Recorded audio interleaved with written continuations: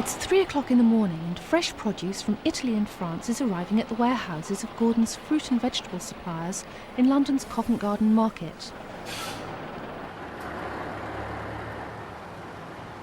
Over 160 varieties of fruit and 180 of vegetables are available at the market, which handles 700,000 tonnes of produce annually on a site covering 56 acres.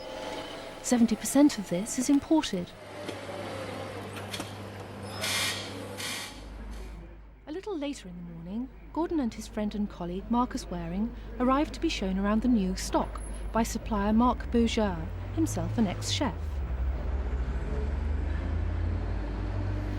Their first port of call is to look at some exotic mushrooms, so little known in the UK that they don't even seem to have an English name. What's the English name? Delicious. I have no idea. No? Did you use them in Paris, Marcus? Yeah, we used to use them in a mix of mushrooms, a mix of wild mushrooms. We always had a problem with them. It's a very difficult mushroom to cook because they're really firm, aren't they? Yeah. Really very firm. difficult. We used to have to cook them in a small stock of butter with a lid on top and sort of steam them. Like we used to pass them off, and we used to use the mushroom stock for a little sauce with some butter. Very red inside. Yeah. Very blood, like meat anyway. We got the same stalk as I told you about the blood. You see, you got the blood coming out. Like a sponge. Look at that. Are they tasty? Very tasty. Expensive? Fairly, Really? but good. These are my favourite. Look at that. Look at that. These are. It's a good time of the year, isn't it? They're large, ceps, aren't they? yeah, they're beautiful. Nice and firm. Look at that. Whereabouts are these from in France? Corrèze at the moment. Corrèze. Corrèze, yes, which Where? is near Limoges. Limoges, yeah. They're beautiful. And it's now the start of the cep season, is that right? Yes. Got quite a lot at the moment.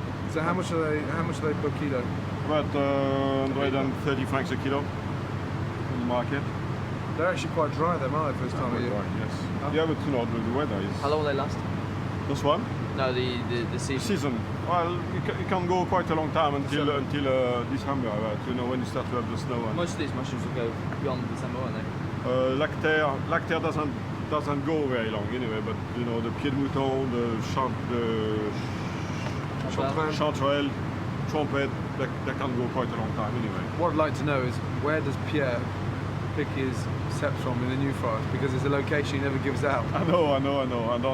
And he comes back with 10, 15 kilo at a time after, go down to Southampton, but no one knows where he picks them from. So we're going to follow him next time he goes to the woods. Yes. Have you ever heard that story? If you go down to the woods today, you'll be for a big surprise. Oh yeah? I don't know. Yeah. They're very, very nice. Yeah, they're nice. Okay. Beautiful stuff. So, these are wild cranberries? Yes. First one. First one of the season? Yes. They're beautiful, aren't they? They won't last very long anyway, so if you want some, How long? No. How long? How long? About 2 or 3 weeks? Ready? Yeah. Very tasty, Or would you just make them into chutney or something? Yes, chutney or garnish with game or that sort of thing. Yeah. Duck. And sauce. Sauce, yeah. They're beautiful. And why do they only last for 2 weeks? Because the wild one are, you in the wild you can't control the things anyway. Otherwise you will find after the one they grow, you that sort of thing. wouldn't need to pick two of them, will you? I mean, take these out, you just cook them down, or do you think they need Well, you have to pick them anyway, because look, you've got a bit of, funny one in the middle, because as they are wild, they can't pick it up. And how much are they, Marc? They're coming from Massif Central. Massif Central. Clermont-Ferrand, and that's Clermont. Yeah. Next to Evian. No, further down. A bit further down. Which is Clermont-Ferrand, Saint-Étienne, that sort of part of France. And that's quite interesting stuff. They're stunning. Yeah. Excellent. How much are they for a box? Idea yet. No idea yet. Why don't you give me a box of sample to taste? Sample? Paupier. Yeah, very moist. Oh, it's lovely. Taste one.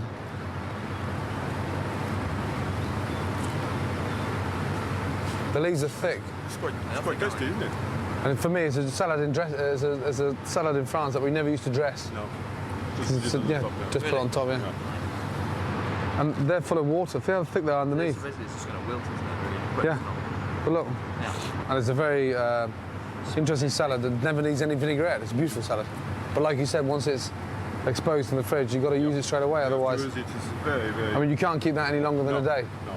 There's a very interesting rumour in London about a certain top chef that goes around looking for ingredients like that and buys them on the cheap. But for obvious reason, I can't say who it is.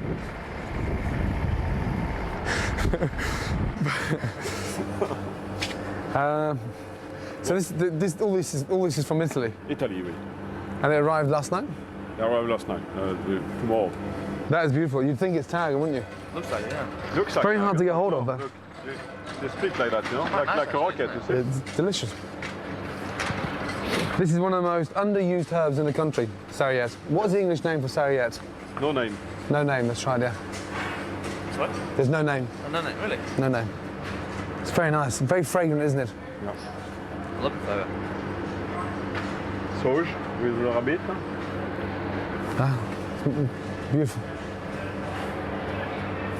Sage. Sage. Some rosemary. What's that there? Lemon balm? No. Mint? No. Mint. Kind of mint.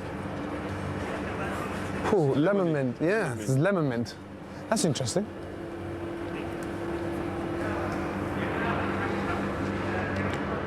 Wow. Yeah, it is, yeah. Lemon mint. That's very nice. Especially this time of the morning. At this time of the morning, Gordon's staff have already been at work for some hours preparing their new day's intake of fruit and vegetables. By this evening, some of the finest raw materials available in London will have been skillfully transformed into the stunning lunch and dinner dishes on which Gordon has built his reputation. Until he opened his new restaurant in the autumn of 1998, Gordon used to work 6 nights a week. Now he's closed on Saturday and Sunday, which is something of a luxury for him. The rest of the week, though, he often doesn't finish till 2 or 3 in the morning. So when he does get the chance to relax, what does he like to do? And most importantly, where does one of Britain's top chefs go to eat? Sunday, I don't want to sort of move before 10:30 in the morning. We always try to go to the cinema because, again, that's how we started off, going to the cinema, and I just don't like to sort of lose touch with still having the excitement to go and watch a movie, and it's really exciting. So a very plain and very simple Sunday evening, unless I'm working, of course. I suppose the biggest and the hardest problem we had there was when I was writing the book. The only time I could actually physically sit down and write was a Sunday night. So that was hard. For 3 months, we very rarely sort of went out, which was tough. I don't know why I've started writing another one. It's nothing worse than having a bad meal on a Sunday. That sets me up for a bad week. I can feel it in my bones. We play safe. And our favourite restaurant, which we've been going to the last 4 years, is the Caprice. We never book, we shouldn't say that.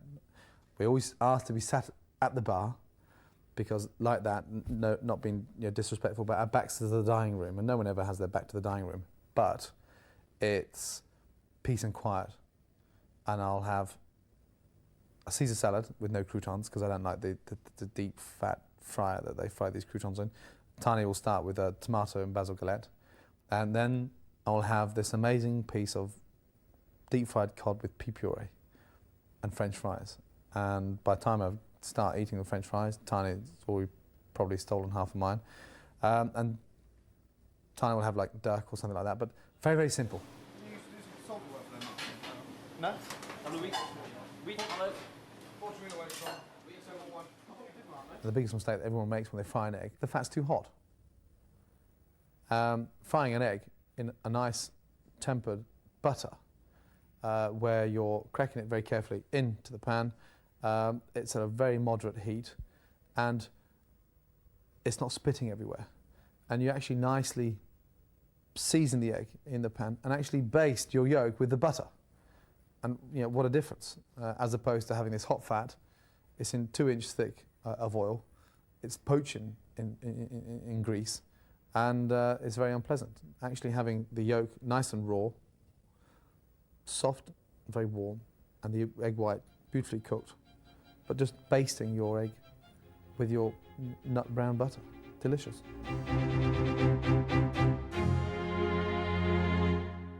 Scrambled egg, again, another classic.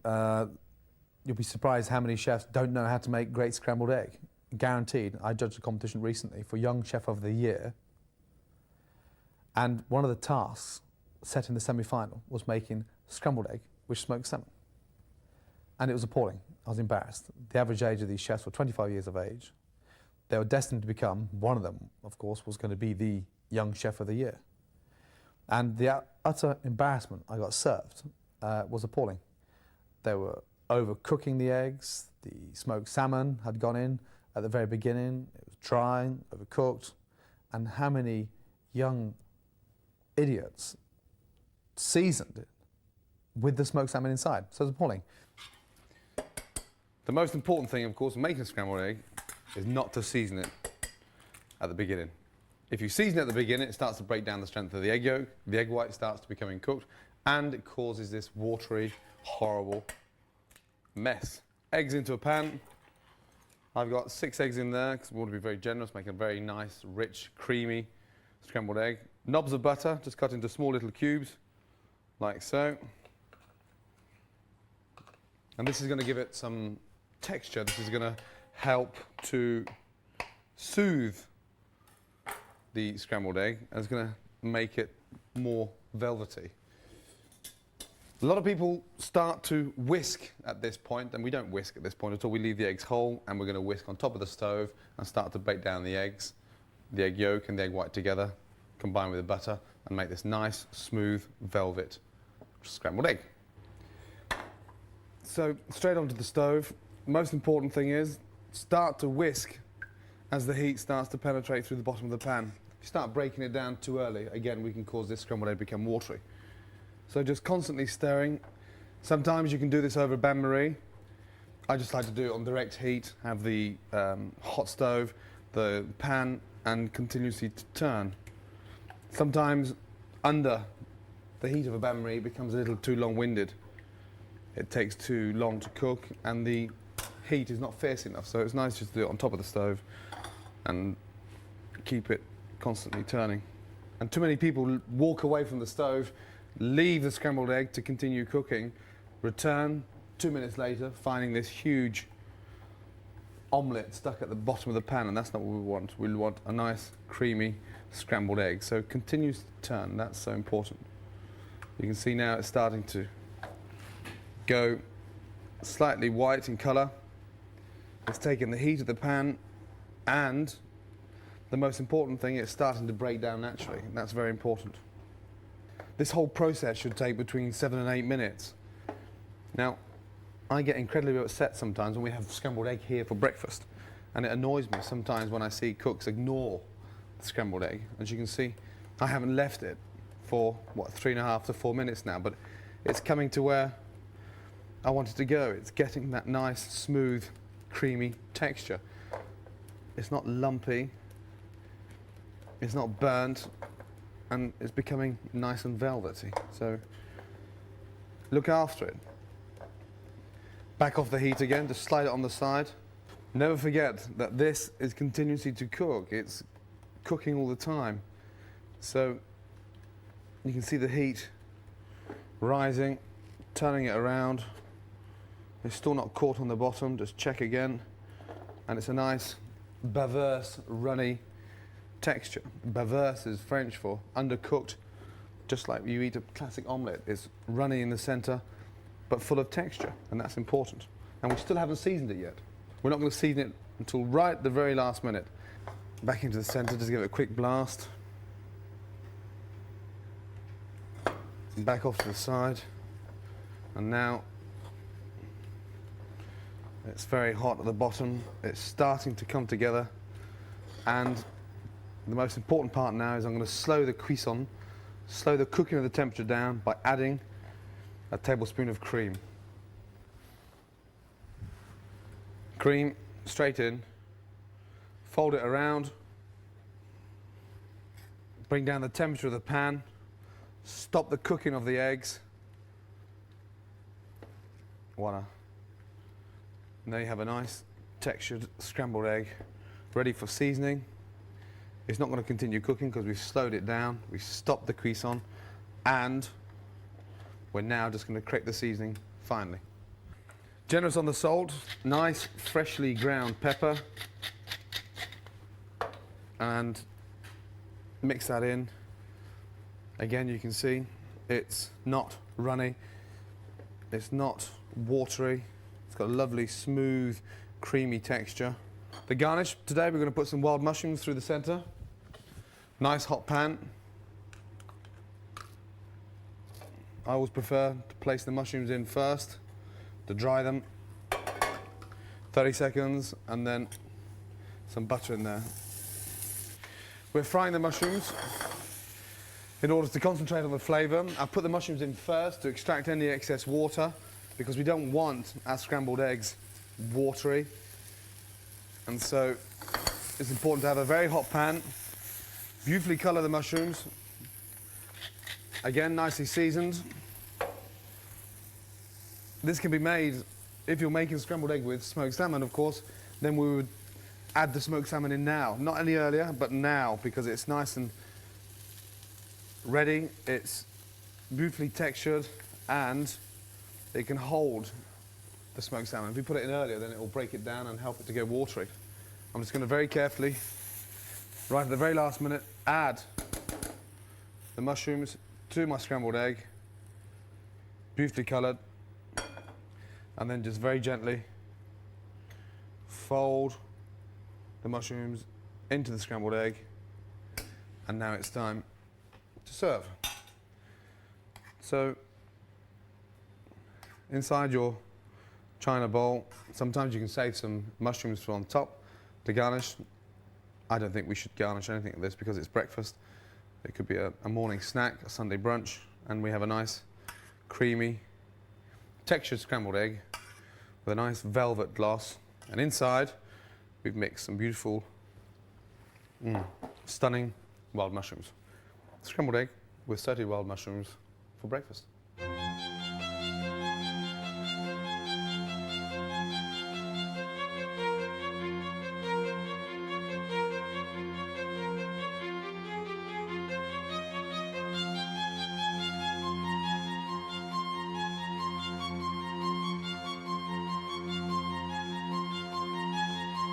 There's a serious art in making pomme puree, and as you know, it's not easy. The most important, of course, is starting off with the right product. This is a rat potato, one of the most interesting and sought-after potatoes for making pomme puree. The reason why this particular potato is so popular is the fact it's actually very moist and it's extremely waxy. And the most important part is once they're cooked, we peel them when they're warm, and then we push them through a sieve to prevent them from becoming lumpy. But there are several potatoes. There's quite a few, in fact, that we can use for pomme puree. There's the most important, obviously, the rat. Roosevelt potatoes, which is dark, beautiful red, slightly drier inside, but it doesn't hold the same kind of wax, so therefore the pomme puree becomes slightly wet, and therefore can become a little fad. These other potatoes, this third one here, is the binge potato. Not as flavoursome as the rat, but in general, a very good potato for making pomme puree in bulk. Sometimes when we have a problem with our rat potatoes, we add 2 or 3 of these just to give it that kind of extra body. But the nice thing about this is it's actually extremely dry and has a lovely yellow tint. There's nothing worse than looking at a pomme puree and realising it's slightly wet but anemic looking. This gives it a nice, rich, yellow texture. You can almost think you've put egg yolks in it, but we don't put egg yolks in there. But your best one is this one? Yeah, this is the number one, the rat potatoes. And we don't even wash them either, so we don't remove any of the starch off. Because it's a potato that doesn't need washing, because they're actually grown half in soil, half out. Is that the one you used to use in Paris? These are the ones we used to use in Paris, that's right. Except in Paris, of course, we used to have 70% butter and 30% potato. Of course, what we do now is we have 70% potato and 30% butter because we don't want it to be too rich. But this is the most exciting potato in order to make a lovely pomme puree. For those who can't buy binge potatoes, rat potatoes, or these Roosevelt potatoes, these dark, beautiful red skins, a very good alternative that you can buy in the shops are Jersey Royals. again, beautifully coloured. They're very moist, and they have a certain amount of wax, which can stop you from adding lots of butter. So we've got this really creamy texture pomme puree without having to think of adding 2 kilos of butter. So Jersey Royals, for those who can't find these lovely wrapped potatoes. I think supermarkets are getting a bit more versatile now, aren't they? They're getting very versatile, yeah, definitely. A lot more selection.